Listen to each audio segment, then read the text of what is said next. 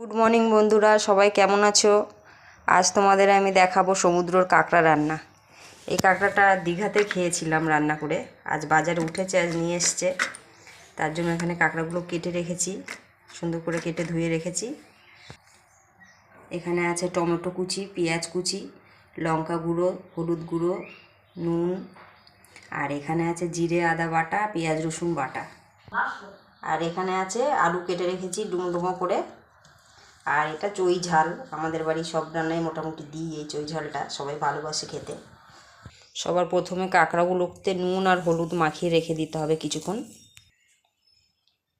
আর একটু লঙ্কার গুঁড়োও দিয়ে দিচ্ছি, সুন্দর করে মাখিয়ে রাখছি, ভালো হবে।